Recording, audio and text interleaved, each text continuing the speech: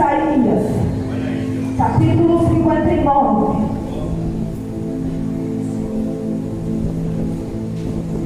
Nós estamos aqui de 8 meses de gestação e a gente vai pulando, vai dando lugar e Deus vai sustentando lá. Aleluia. Isaías 59, capítulo 1. Mas eu gostaria de ler também os 2, irmãos. Porque tem um certo sábio que diz assim, ó, texto sem contexto gera pretexto. Para que nós possamos entender o que Deus fala conosco através dessa passagem gloriosa e dessa campanha poderosa e necessária nos últimos dias. Nós vamos ler o 1 e o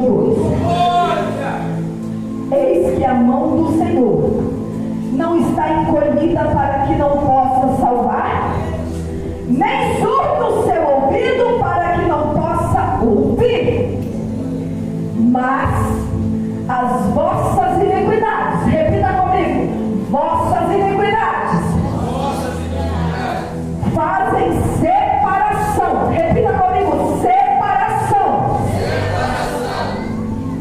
entre vós e o vosso Deus, e os vossos pecados encobrem o seu rosto, ou seja, o rosto de Deus, de vós, para que não vos ouça.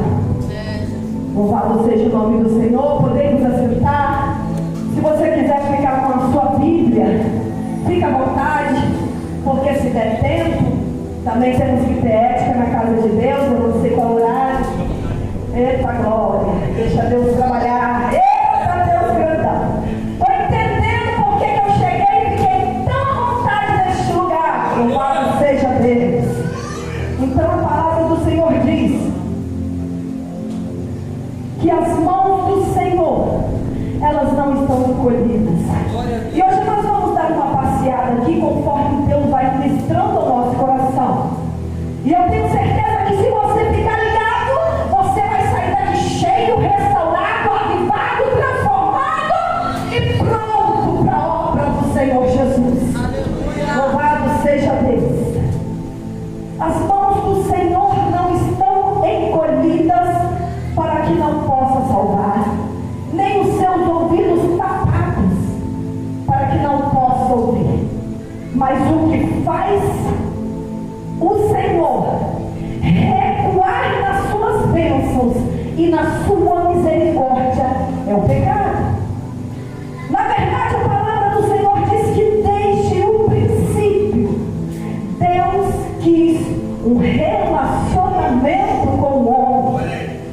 Desde o Éden, desde a criação, o Senhor, quando cria Adão e Eva, Ele cria para ser uma família, porque diz a Bíblia do Senhor Jesus que todas as tardes o próprio Deus visitava Adão e Eva.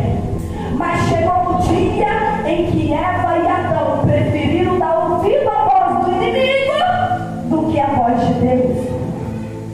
E então diz a palavra do Senhor.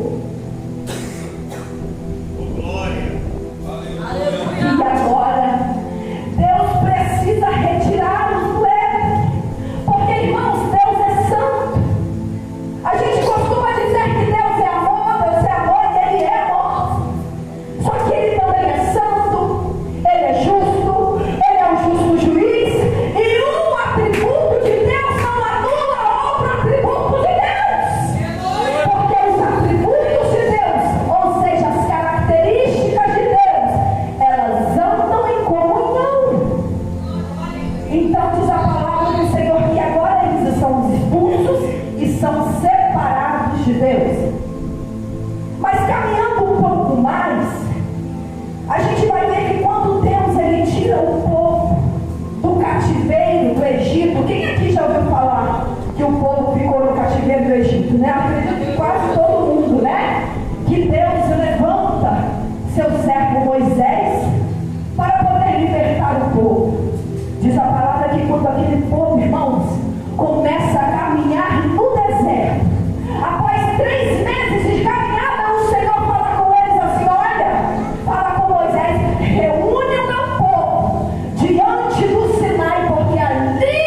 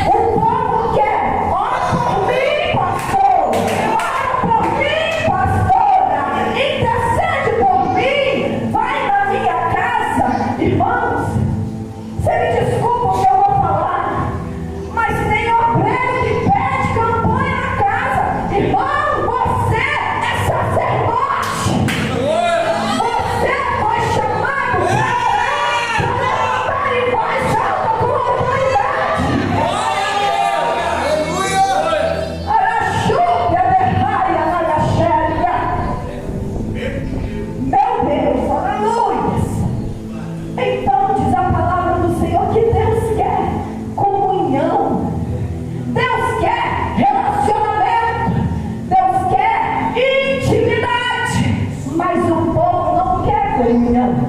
O povo não quer relacionamento. O povo quer facilidade.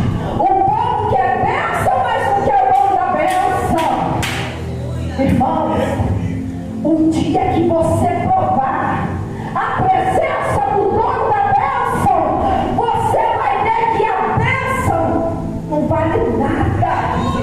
Que ela é nada diante da presença do Deus vivo.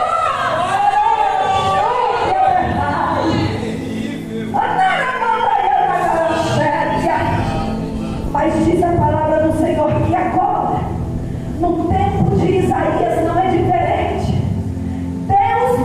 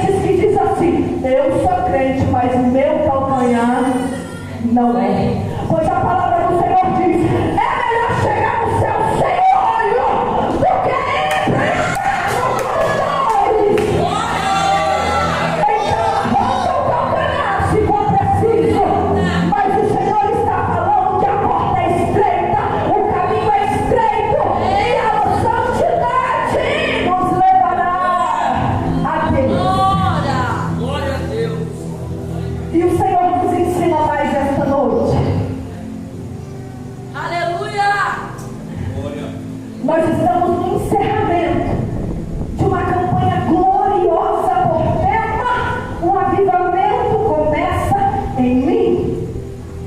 Irmãos, avivamento é coisa séria. Avivamento, o que é a palavra avivamento?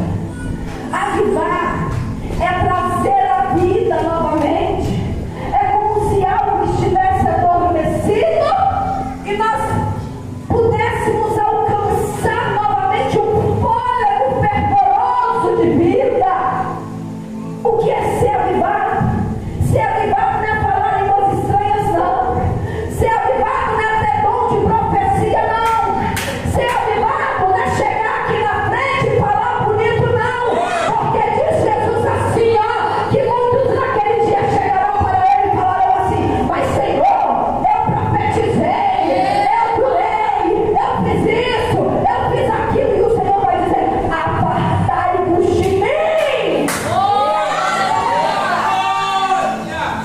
Ser avivado é ser cheio de Deus, é buscar santidade, é ser separado, é ser restaurado. Sabe o que é ser avivado? Ser avivado é nascer de novo da água e do Espírito. É ter a presença de Deus latente em nosso coração. Aleluia! Isso é ser um crente avivado. O avivamento, igreja, é um despertar espiritual para Deus. Louvado seja o nome do Senhor Jesus. Nós estamos vivendo dias críticos. Nós estamos vivendo um dia que o amor de muitos tem se esfriado. Mas eu creio em Deus, porque a palavra diz que ainda existe os remanescentes que não apostatarão da fé.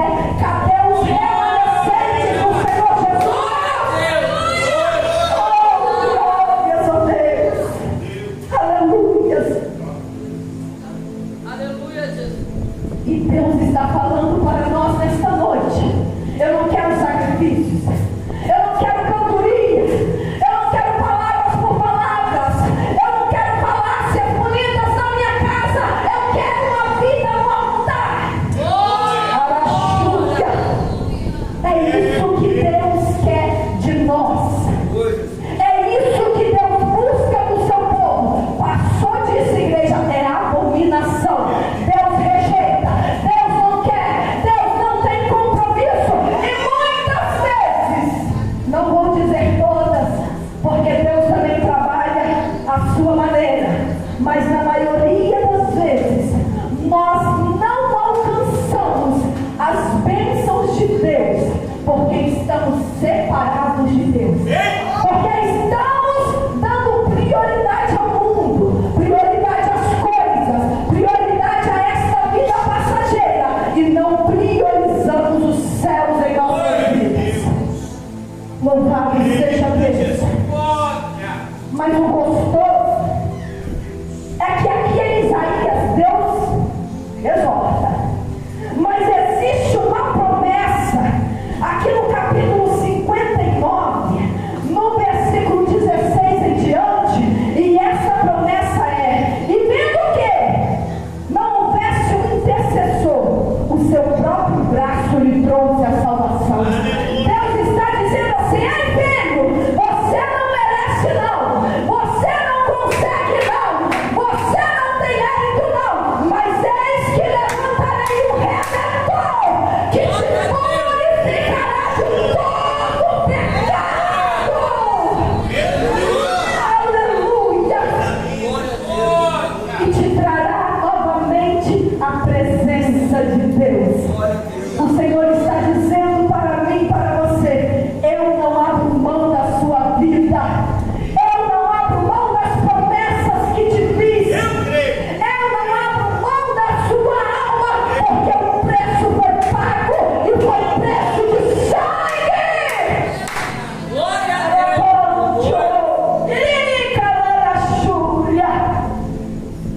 E o Senhor está dizendo para nós nesta noite: é tempo de se arrepender.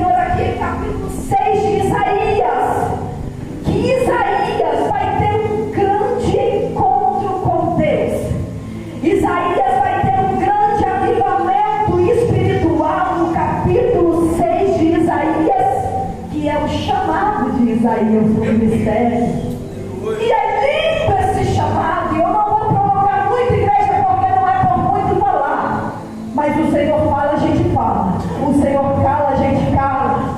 Louvado seja Deus. E diz a palavra assim, que no ano em que morreu o rei Uzias, Isaías teve uma visão tremenda do trono de Deus.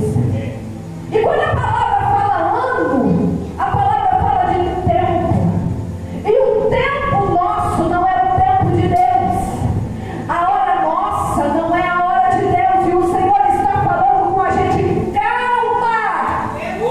Há um tempo para todas as coisas. Descansa o teu coração.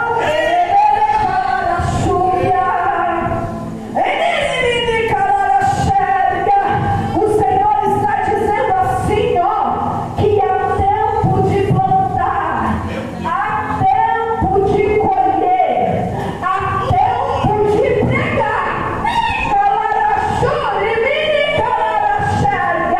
É tempo de fazer missão.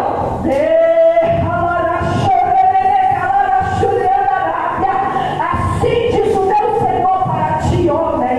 Ele não te tirou de onde te tirou, para que tu temesse o homem, mas ele colocou em teu coração coragem. E diz o Senhor: estou preparando a terra. Estou regando a semente, porque este fruto virá. Assim diz o Senhor: tão somente se permanecer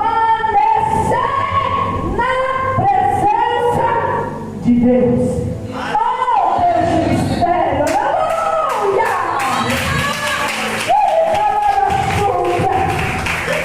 E diz o Senhor assim, que no ano em que o rei morre, Isaías tem uma visão tremenda. E eu posso imaginar o coração de Isaías doloroso, porque diz a tradição judaica que o rei Uzias era parente de Isaías, possivelmente eram primos. E o rei Uzias reinou por 52 anos em Israel. E foi um rei piedoso, e foi um rei amoroso, e foi um rei temente a Deus. Teve deslize, mas quem somos nós, né, irmãos, para julgar? Nós somos tão falhos e tão pecadores, mas a palavra tece elogios a este homem. E diz que quando Uzias morre, todo Judá entra num colapso, uma crise religiosa, uma crise política, uma crise financeira. E agora imagina o coração de Isaías em luto. Porque eu vou te falar, igreja, a gente passa por muitas tribulações, na enfermidade, no casamento, na vida com os filhos, mas eu acredito que a maior das dores é o luto, porque nós não fomos feitos para morrer, pastor. Deus nos fez para viver eternamente. Deus não te fez para morrer, mas foi o pecado que nos separou de Deus. E é por causa do pecado, porque o salário dele é a morte, é que nós teremos que passar pela morte. Mas é por isso que a gente não sabe lidar com a morte. Você já percebeu que mesmo quando temos um ente querido, que a gente sabe que ele está no fim, a gente não consegue se preparar. Quando morre, a dor é inevitável. Eu posso imaginar o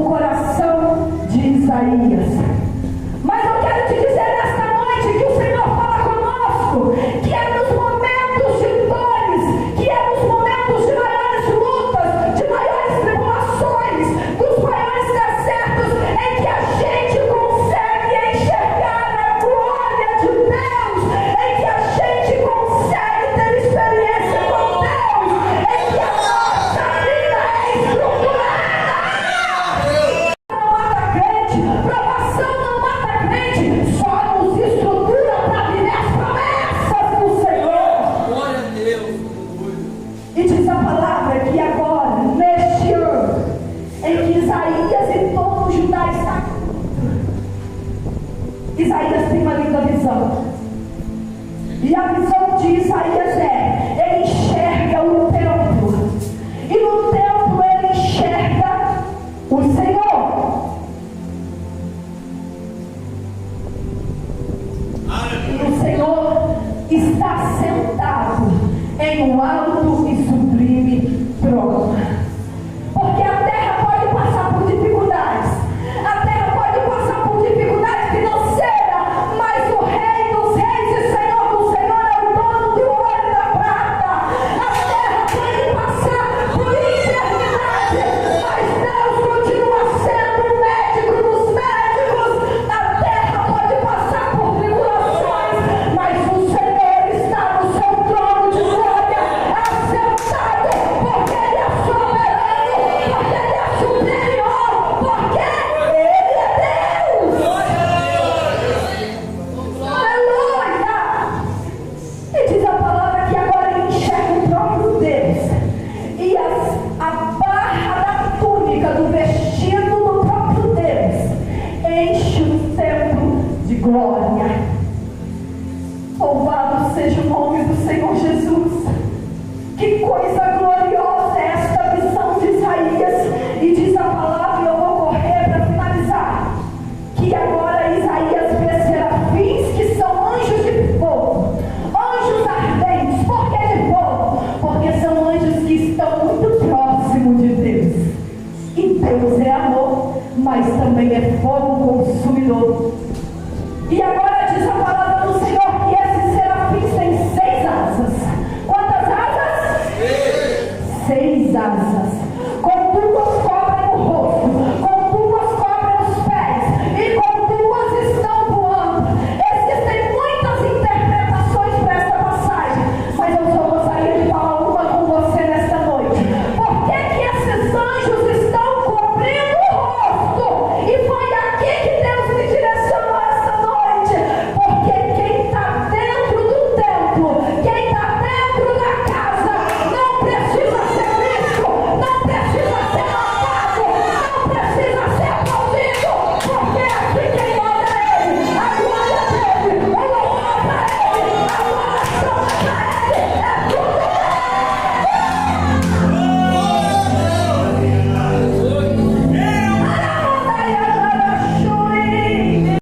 tudo diante da grandeza de Deus. Porque a palavra do Senhor diz que diante dele todo joelho se dobrará e toda língua confessará que Ele é Senhor dos Senhores.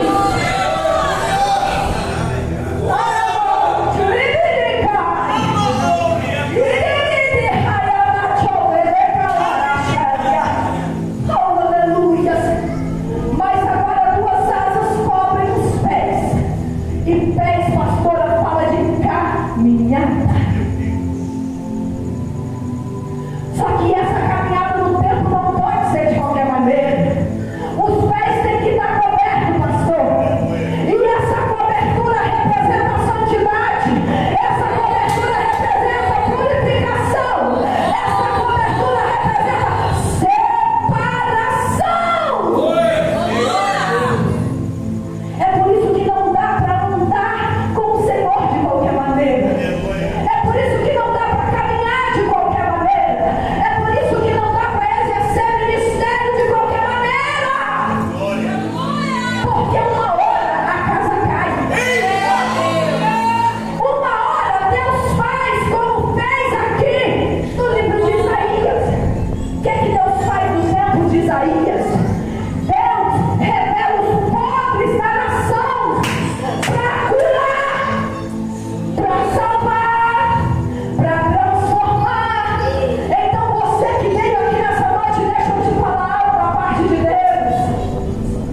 Quem anda com os pés descobertos, vai chegar um momento em que Deus vai sacudir as águas para a sujeira que está embaixo da água subir.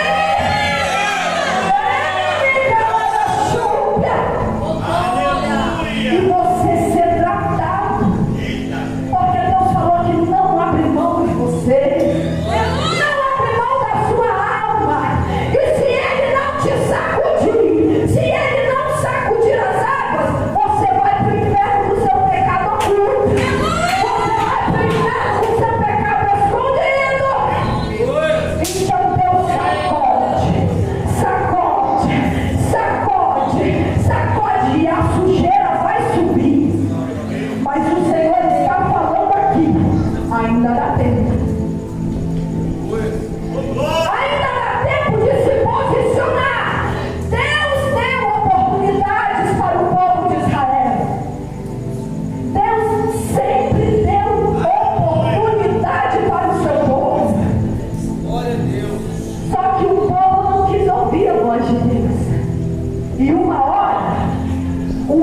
de Deus dá lugar para o juízo de Deus.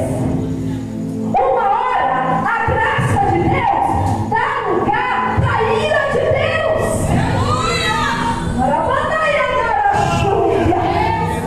Mas para finalizar, ai como é gostoso quando Jesus está presente, é diferente, a gente sente. Para finalizar, as últimas duas asas batendo, que são as asas de ação, que são as asas que faz o anjo voar e permanecer voando no tempo, representa a obra, representa a ação, representa ministério. Deixa eu te falar com você o que Deus falou comigo em particular. Filha minha, 4 asas são para adorar e 2 asas são para obra. Então, na matemática, 70% do teu ministério é adoração, é devoção, é santidade, é vida louca. 70% do seu ministério não é missão. Glória a Deus, aleluia. E é por isso que Jesus diz que obra não leva ninguém para o céu. Que obra não vai dar passaporte para as mansões celestiais.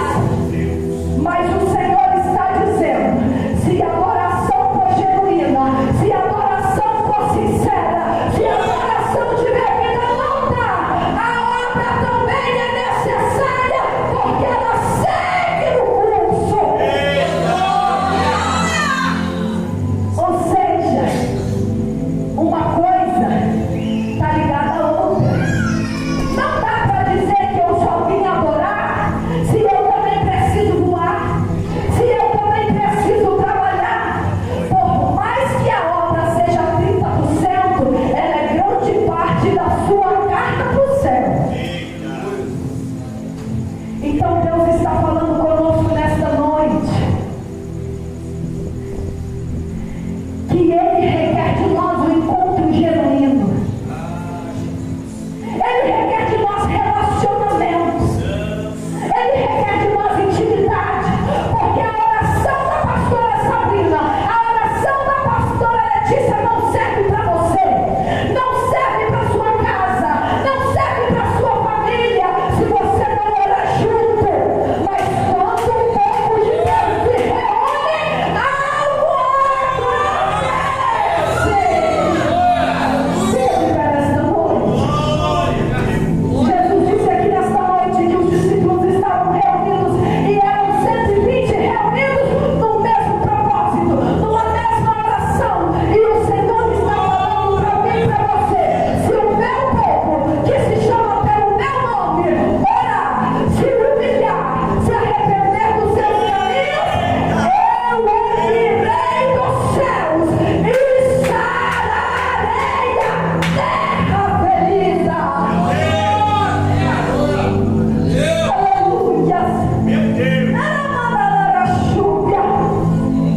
Deus está falando conosco nesta noite que é a presença dEle que faz a diferença na sua vida, na sua casa, na sua família, no seu ministério, e que sem a presença dEle nós não vamos a lugar nenhum. Vamos orar?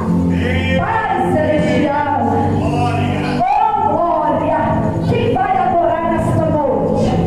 Quem vai dar lugar de adoração e de louvor nesta noite? Oh glória! Deus da minha alma. Eita Deus maravilhoso, irmãos! Deus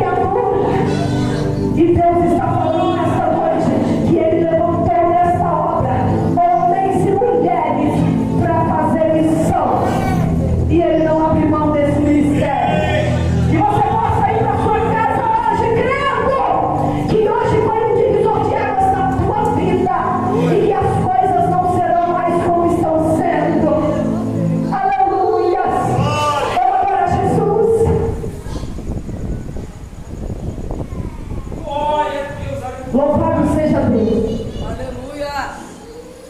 Santo, santo é o teu nome, Senhor. Eu gostaria de convidar aqui na frente